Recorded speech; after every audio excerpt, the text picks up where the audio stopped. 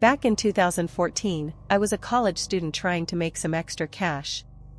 Babysitting seemed like the perfect gig, flexible hours, decent pay, and most of the time, it was just watching kids sleep. But one night changed everything.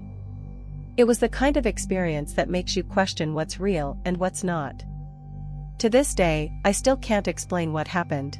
It was a Friday night, and I was babysitting for a family who lived in a quiet suburban neighborhood. The house was nice, modern, clean, but isolated. The nearest neighbors were at least a quarter-mile away. The parents were going to a late dinner and a movie, so they wouldn't be back until after midnight.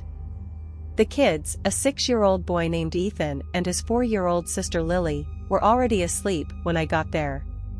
The mom gave me the usual instructions: emergency numbers on the fridge, snacks in the pantry, and the Wi-Fi password. She joked, "Don't worry, it's an easy night." At first, everything was fine. I settled into the couch, turned on the TV, and started scrolling through my phone. The house was quiet, too quiet.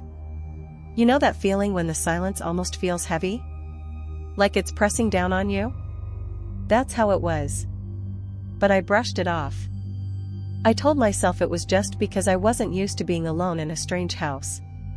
About an hour in, I started hearing things. Little noises, creaks, like the house was settling. But then, there was a sound I couldn't explain. It was faint, like a tapping. At first, I thought it was the wind against the windows. But it didn't stop. It was rhythmic, almost deliberate. Tap, tap, tap. I muted the TV and listened. The sound was coming from the kitchen. My heart started racing, but I tried to stay calm. Maybe it was a tree branch or an animal outside. I got up and walked to the kitchen, my footsteps echoing in the empty house. When I got there, the tapping stopped. Everything was still. I checked the windows, nothing.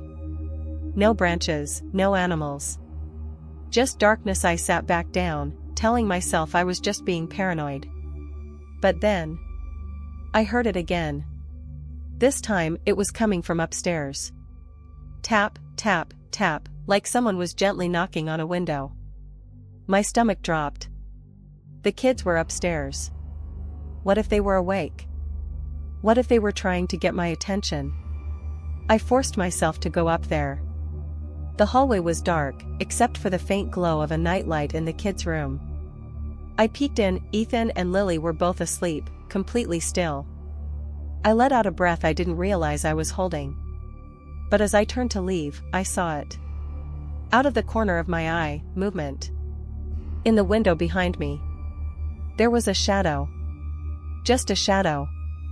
But it was wrong.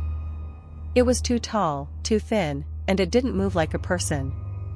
It was like it was swaying, almost floating. I froze. My heart was pounding so loud I was sure it could hear me. And then, it tilted its head. Like it was looking at me. I don't know how long I stood there, staring at it. It felt like hours, but it was probably only a few seconds. And then, it was gone. Just like that. The window was empty. I ran downstairs, grabbed my phone, and called the parents. I didn't know what else to do. They came home right away, but when they checked the house, there was nothing. No footprints outside the window, no signs of anyone being there.